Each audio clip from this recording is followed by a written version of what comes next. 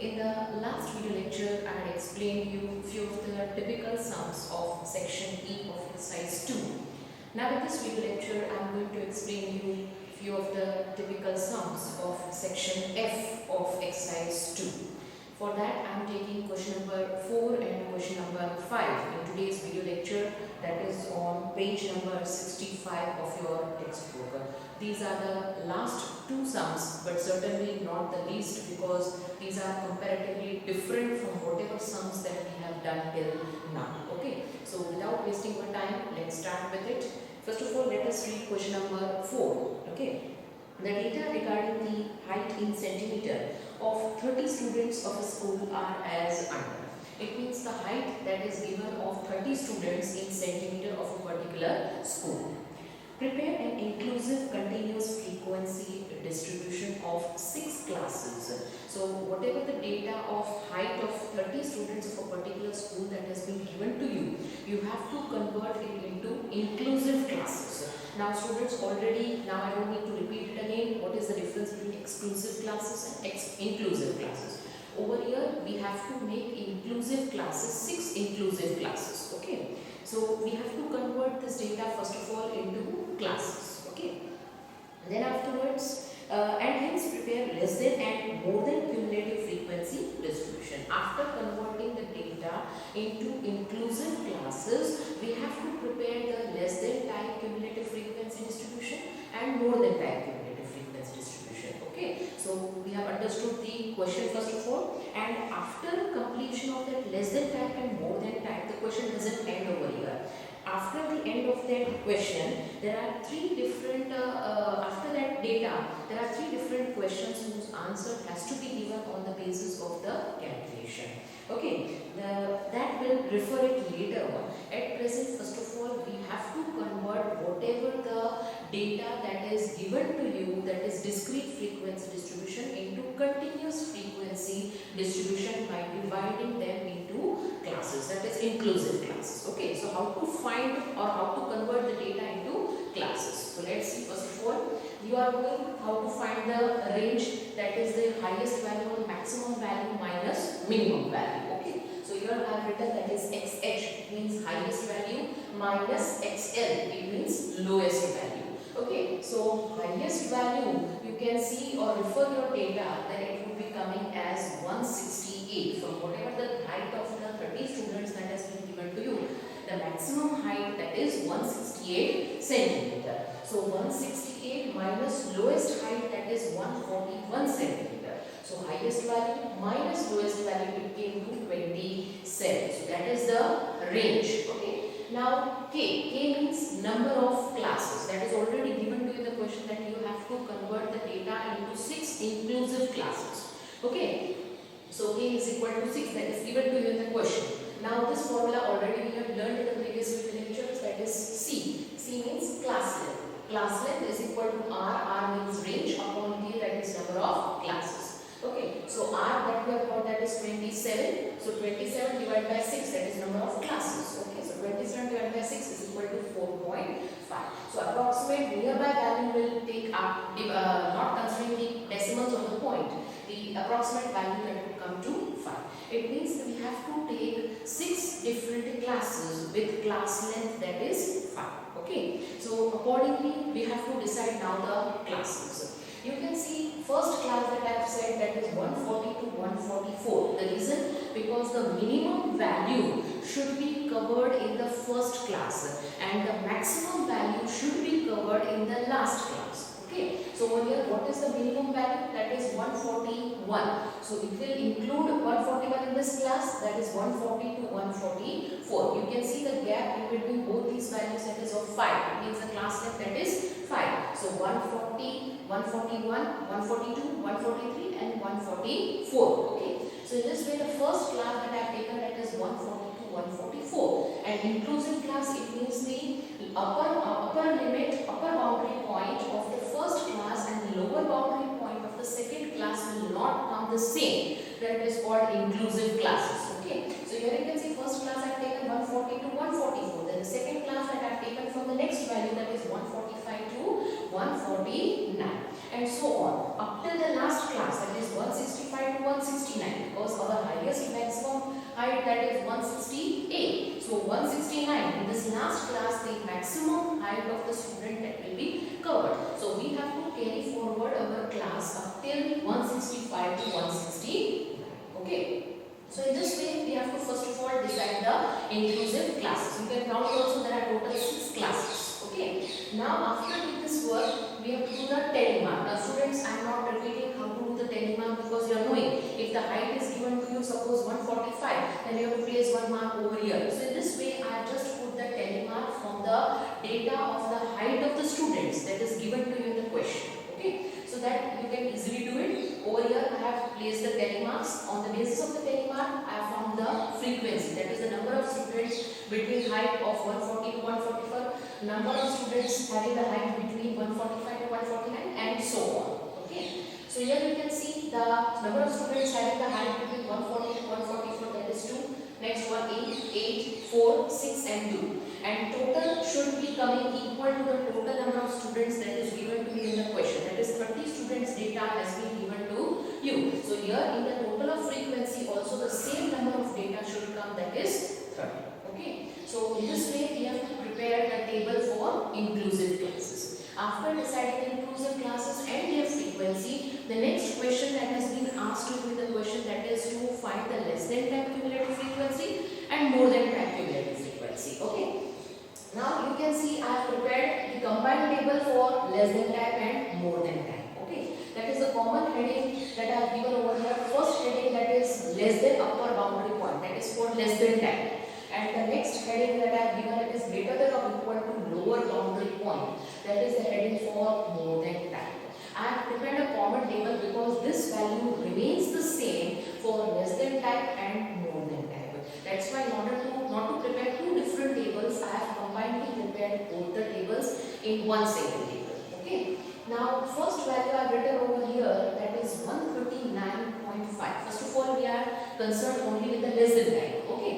Now I have taken the value 139.5 over here. Now the first class that we are having, that is 140 to 144. Okay, this is inclusive class. In order to convert it into exclusive class, we have to subtract 0.5 from the lower limit. So it will come to 139.5 and add 0.5 in the upper limit. So it would come to 144.5. Okay, the previous class of the first class, that would come to 134.5 to 139.5. Students might tell, if the data is given to you of inclusive classes, you have to first of all convert it into exclusive classes, and then only you can prepare the less than time and more than time. Okay, so first of all I have converted this first class into exclusive class. That came 139.5 to 144.5. In case of less than time cumulative frequency, you have to take the previous class of the first class. Previous class, that is, would come 134.5 to 139.5. Now what is the upper boundary? What we have said, less than upper boundary point. Now what is the upper boundary point of the previous class? That is 139.5. That's why we have taken the first value as 139.5 for less than time. Okay. In the same way, now we are concerned with more than time. In more than time, what we are saying? Greater than or equal to lower boundary point. Greater than or equal to lower boundary point. This is our first class. What would be the lower boundary point of the first class? That is 139.5. So in case of more than time, we have to take greater than or equal to lower boundary point of the first class. That will come to 139.5. That's why both the values for less than time and more than time, for the lower boundary point and upper boundary point, that would come the same. Okay. So first table or the first column, that is common for both less than time and more than time. Now how to find the less than time cumulative frequency? Students, you are knowing very well that always the less than time will be starting first value with 0. Okay. Because in this class, previous class, that is 134.5 to 139.5, there is no any frequency. Our frequency starts from 139.5 to 144.5. Okay. So in the previous class there is no any frequency. That's why we have written over here 0. Okay. Now first writing 0, then afterwards adding all the subsequent frequencies. So 0 plus 2, you can see I have written 2. Then afterwards 2 plus 8, 10. 10 plus 8, 18. 18 plus 4, 22. 22 plus 6, 28. And 28 plus 2, that is 30. Already I have discussed in the previous video lecture that the last value of the less than type cumulative frequency would be equal to the total number of frequency.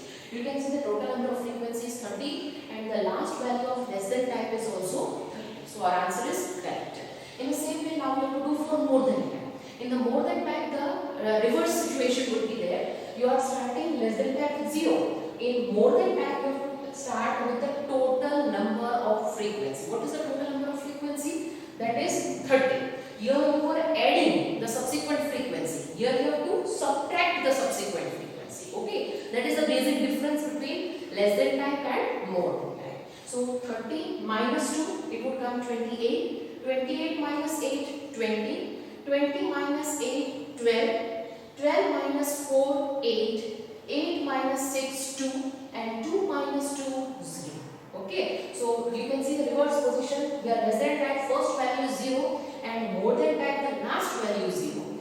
Less than type the last value is the total number of frequency and more than type the first value is the total number of frequency. So this is just the revision because we are knowing how to find the less than type and more than type cumulative frequency. But the third important part of this question is the 3 questions that are given to you and we have to find the answers of that 3 questions. So let us read now that questions one by one. First question, if participation in the NCC activities requires a minimum height of 160 cm, then how many students are eligible to participate? It means the minimum height that is required is 160 cm to participate in the NCC activities. So we have to find the number of students who are eligible to participate in the NCC activities. For that the minimum height is 160. So we have to consider the students who are having the height of 160 or above it, not the students which are having the height less than 160. Okay. So here you can see the first answer I have written 8 students having height more than 160. Here you can make out from this data also, that is the students that are having height of more than 160. See the second class, last second class, that is 160 to 64. It means the frequency of the number of students will start from here. So 6 plus 2. So total number of students having the height of more than 160, that would come 6 plus 2 is equal to 8 students. Because above this, that are less than 160, we have to consider all those students who are having height of more than 160. Okay, so it would come to 6 plus 2 is equal to 8 students. So our first answer, that would come 8 students having height more than 160 cm. Next question, let us read first of all. Find the number of students having height from 153 to 163 cm. We have to find the number of students that are having the height of between 153 to 163. Now here you can see whatever the classes we are having, that is 150 to 154, 155, 159. We cannot get directly the data of the students having the height between 153 to 163. So we have to find divided part of each of it, each of the classes. First class we will consider that is 150 to 154 because in that our value, that 154, that will be coming. Okay, so for 150 to 154, what would be the class length? That is 5. Okay, and frequency, that is for 150 to 154, that is 8. Okay, so class length, that is 5 and frequency, that is 8. Why I have started from 150 to 154? Because we have to find the number of students having the height between 153 to 163. So 153 and 154 will be coming in this class. Okay, so that's why I have started from this particular class. Now this two height will be coming in this class, 153 and 154. So for 150 to 154 class length is 5. Then for 153 and 154 the class length would be 2. Okay, here it is 5 because 150, 151, 152, 153 and 154. So class length, that is 5. If the class is 153 to 154, then class length would be 2. That is 153 and 154. Okay. Now we have to do the cross multiplication to find the frequency of these two classes. Okay. So for if the if the class length is 5, then the frequency is 8.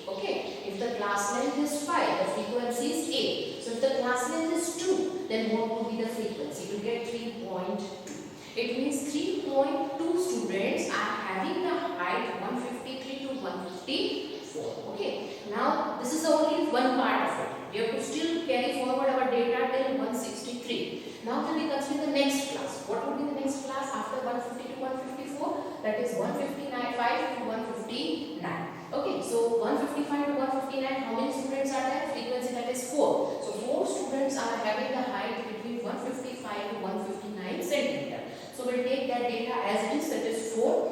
Now next we have to carry forward our data till 163. Okay, so we'll take now the next class. But the next class is having the class from 160 to 164. We need the data up till 163 only. Okay, so again you have to do cross multiplication over here. You can see the class from 160 to 164. Class length, that is 5, because 160, 161, 162, 163 and 164. The class length will be 5.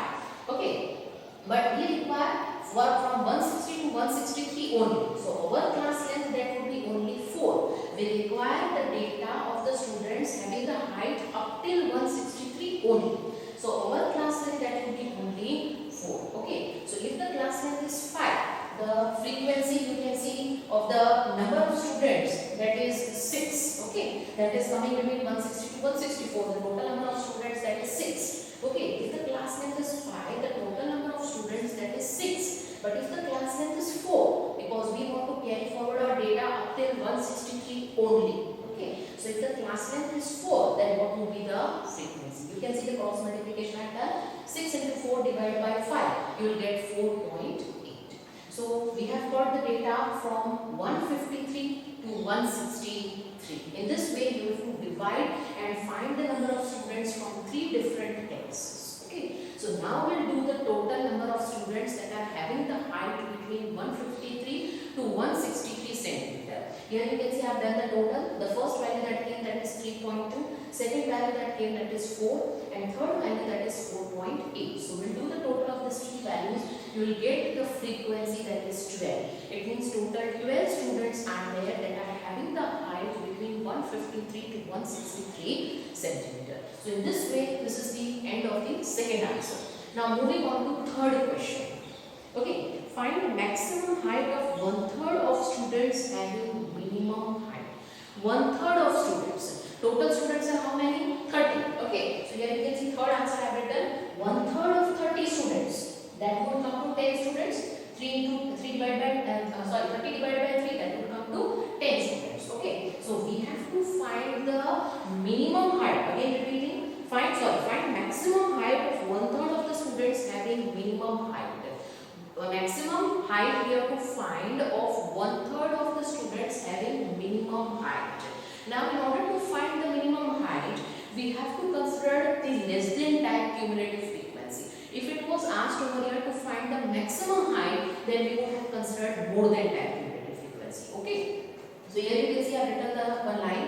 For minimum height, we have to consider less than type cumulative frequency. Okay, so 10 students are having height less than 149.5 centimeter. That you can see from here. Okay, we have to find the data of 10 students. Find maximum height of 10 students having minimum height. So 10 students will be coming over here that are having the minimum height, that is 149.5 centimeter. We have to consider less than type cumulative frequency over here because minimum height is given.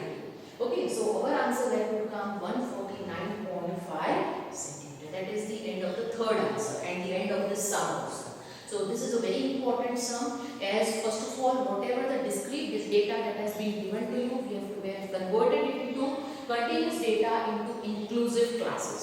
After converting it into inclusive classes, we have found the less than type and more than type cumulative frequency.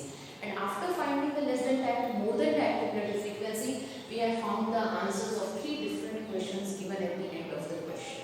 Okay, so in this way, this sum is very important. Do revise it again by referring the video lecture and practice this sum in your notebook without fail. Okay.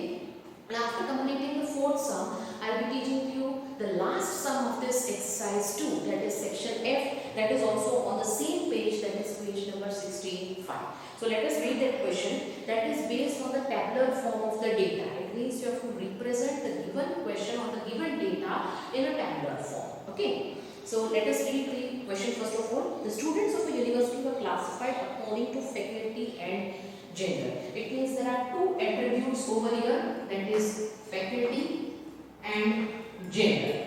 Okay, now what are the faculties that are given to you? That is, first one, as you can see, stream that I have written. You can write faculty also over here. That is engineering, medicine, science, arts, commerce. Okay, these are the 5 different faculties or streams. The data has been given to you. And gender, it means for each faculty or each stream, number of boys, number of girls, and the total number of students that we have to find. So first we have to make the table according to the attributes. So here you can see vertically I have placed all the streams of faculty, and horizontally I have placed the boys, girls, and total. Okay, so in this way you have to first of all make the table on the basis of the attributes given to you. Now we'll read one by one line and place the concerned data in the column of the table. Okay. First line, 60% of total 40,000 students were boys. 60% of total students in the entire university, that is 40,000. So here you can see I have done circles in whatever values that are given to you in the question, and the remaining values we are finding. Okay. So whichever data that has not been circled, it means that we have found out, and whichever data that has been circled, it means that data is given to you in the question. Okay. So first data that is given, total number of students, that is 40,000. Out of 40,000, the total number of students, was remaining here. Total number of students, that is 40,000. From 40,000, it has been told that 60% are boys. So 40,000, 60%, 6 4 24. So 24,000 that are the total number of boys. Okay. So easily you can find the number of girls, that is 40,000 minus 24,000 remaining, that would be the total number of girls in the university, that is 16,000. Okay. So up to here we have found out the last, that is the total column. Okay. Now moving on to the next line. The number of girls in engineering faculty was 3 times the number of girls in commerce faculty. Now we are not having individual data of commerce faculty or engineering faculty. We have to get first of all the data of commerce faculty in order to find the number of girls in engineering faculty. Because the number of girls in engineering faculty, that is dependent on data of commerce faculty. Okay, so this line will consider at last. Okay. Now moving on further. Further, 15% and 10% of the total number of university students were boys and girls respectively who belonged to medical faculty. Okay, 15% and 10%. Okay, so 15% and 10% of 40,000. 15% and 10% of the total number of university students. Okay, so 40,000, 15% if you will take out, then you will get 6,000. That is the 15% of the total number of students that are boys of medical faculty. Okay, so that came to 15% of 40,000, that is 6,000, and 10% of 40,000 that are girls in medical faculty. So it would come to 40,000, 10% it would come to 4,000. Okay, so in this way you are getting the data of medical faculty, boys and girls. So total that would come 6,000 plus 4,000. So we have found out this value, that is 10,000. Okay, so I am doing underline so that you remember that this value we have found out. So the total number of students in medical faculty, that is 6,000 plus 4,000 is equal to 10,000. Okay, so clear. Moving on to the next line. Were boys and girls respectively who belong to medical faculty. 20% of the total number of students in the university belong to faculty of science. 20% belong to science faculty. So 20% of 40,000, that will come to 8,000. Okay, so that belong to science faculty. So here you can see the total number of students in science faculty that are written as 8,000. Okay, moving on. And among these students, the number of girls were 1/7 of the number of boys. Now, out of that total 8,000, the number of girls that were 1/7 of the number of boys. It means if the boys were 7, then number of girls that would be 1. Okay, so here you can see I have shown the calculation for the science faculty. Suppose number of boys B, that is x, okay, then number of girls, that would be x by 7, because that is 1/7 of the number of boys. Okay, so x by 7, that is a position for girls, and x, that is a position for boys. Okay, now the total you are knowing, that is of boys and girls, that is given to you 8,000. So x plus x by 7 is equal to 8,000. Now taking the LCM 7, so 7 into x, it would come 7x. 7x plus x is equal to 8,000 into 7, it would come to 56,000. Now 7x plus x is equal to 8x, so 8x is equal to 56,000. X is equal to 56,000 divided by 8, it would come to 7,000. So x, we have done supposition for number of boys. So number of boys in science faculty, that came to 7,000. Okay, and number of girls is equal to x by 7. So 7,000 divided by 7. So number of girls, that would come to 1,000.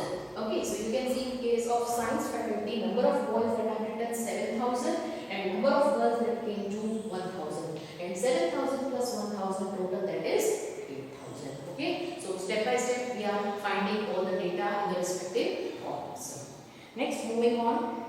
1/7 of the number of boys. 7% and 17% of the total number of students of arts faculty were boys and girls respectively. Okay, of 7% and 17% arts faculty. Okay, so 40%, 7%. It would come 7 4 28. So 2,800, that are number of boys, and 17% of 40,000. So 17 4s are 68. So 6,800, that are number of girls in arts faculty.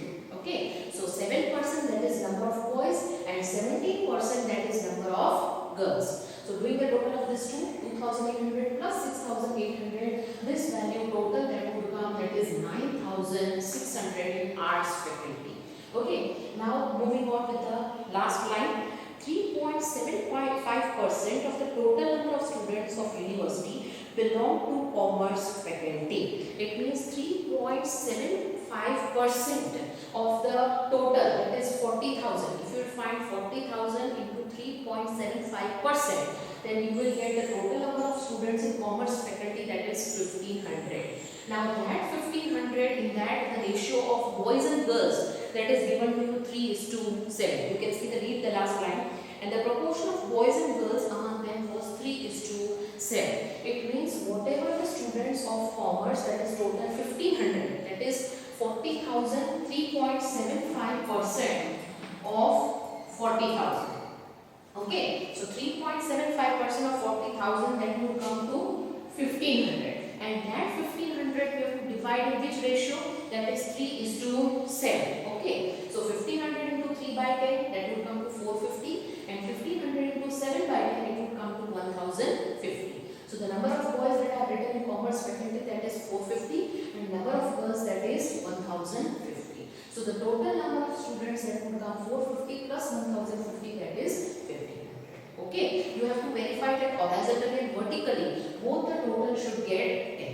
Okay, now the second line that was remaining, I told you that after getting the number of students of commerce faculty, we can find the number of students for engineering faculty. So let's read that line first of all. Okay, that is the second line. The number of girls in engineering faculty was 3 times the number of girls in commerce faculty. Okay, the girls in commerce faculty, that is 1,050.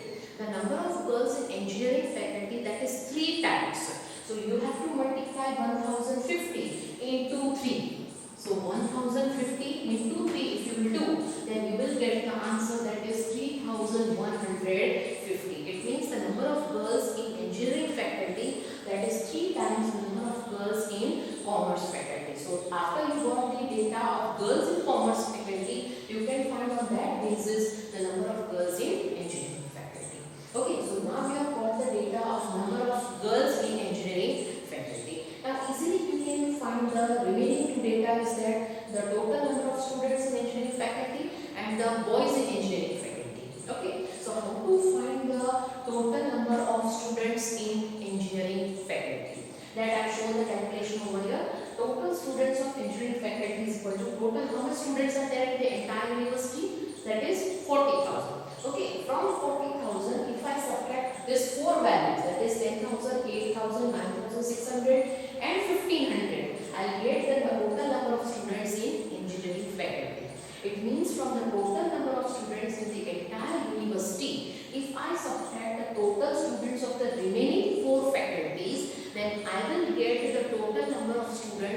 engineering faculty. Okay, so 40,000 minus 10,000 plus 8,000, this have been the total. So that total I can subtract from the total number of students.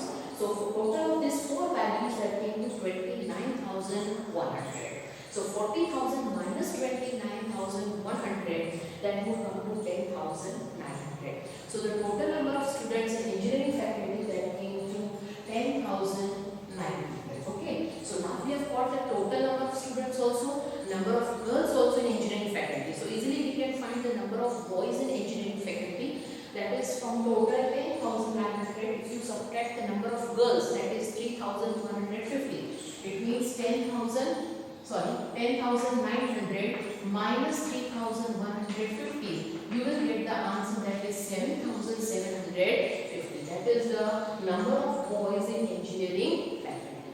So this was the last data to be found out. So in this way you have to find all the data.